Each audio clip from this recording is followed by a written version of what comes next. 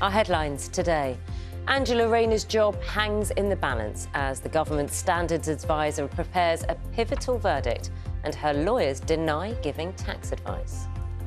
Former Conservative Minister Nadine Dorries defects to Reform UK as the party begins its annual conference in Birmingham. Tens of thousands of NHS patients across England could have been wrongly diagnosed with type 2 diabetes after a machine delivered incorrect results. Good morning. Train signal failure, but of a different kind. Why is rail Wi-Fi so unreliable? I'm travelling from Leeds to London, broadcasting using this train's Wi-Fi to try and find out. When was the last time you tried to use train Wi-Fi? Did it work? Was it any good? Many commuters say it's a constant battle trying to get the internet to work while travelling.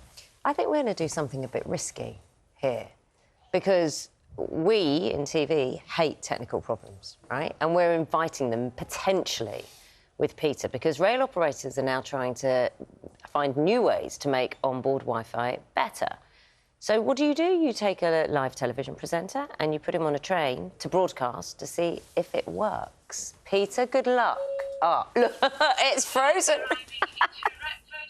We said about the risk. Has it frozen? It has. I can hear you, though. What wonderful timing. There's enough jeopardy, as you say, in live broadcasting without trying to broadcast on a train using the train Wi-Fi. And if I add in, good morning, everyone, we are about to arrive in Retford. There is nothing you can't conquer if you believe you can. No mountains you can't straddle. No oceans you can't span.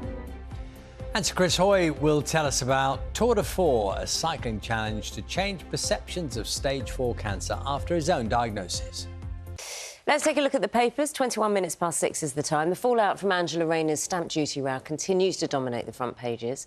The Daily Mirror declares that her career as Housing Secretary is at crisis point after lawyers denied giving her tax advice, and the Prime Minister refused to rule out sacking her if she's found to have broken the ministerial code.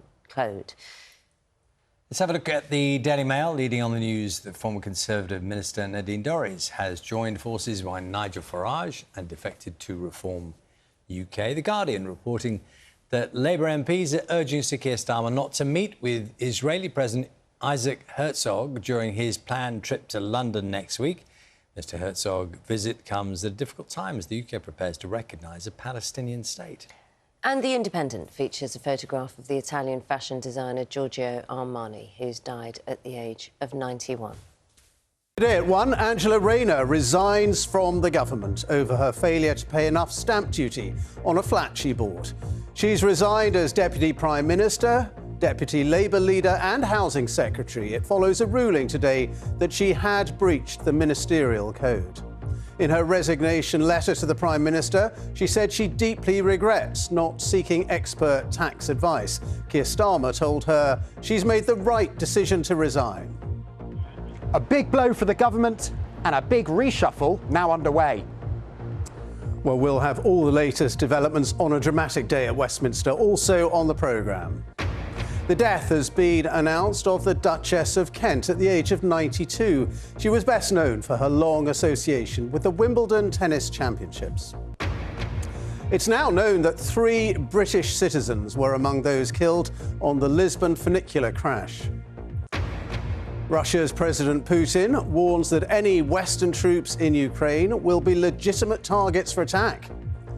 And tens of thousands of NHS patients across England could have been wrongly diagnosed with type 2 diabetes after a machine gave the incorrect results. On BBC London, a 5-day strike on London Underground looks set to go ahead from Sunday, when thousands of RMT union members will walk out. We'll have all the details of what Londoners can expect.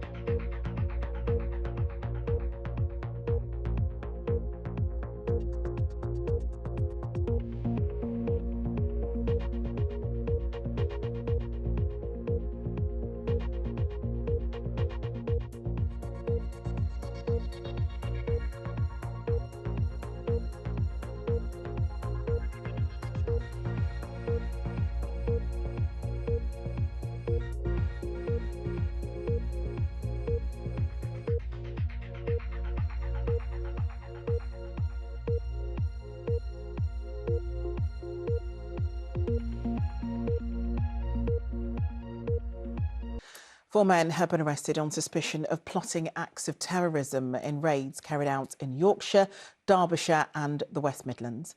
Counter-terrorism police said the men were UK nationals aged between 31 and 49, and there is not believed to be any imminent threat to the British public linked to this investigation. Up to 1 in 4 vapes confiscated in secondary schools in England contain the synthetic drug spice. A new study led by the University of Bath analysed nearly 2,000 e-cigarettes and e-liquids from over 100 schools. Researchers also found that vapes containing spice can easily be bought online. And Jaguar Land Rover factory staff have been told to work from home until at least next Tuesday as the company battles the fallout of a major cyber attack. The company admitted that production and sales have been severely disrupted following the hack. You're watching the ITV Evening News. If you're thinking of turning on your home heating, new figures could be a clue to saving money. We're at Stamford Bridge as Chelsea take on Man City in the opening game of the Women's Super League. Was getting drunk with Prince William on your bucket list? That's the bucket. That's the bucket. Prince William's Hollywood cameo.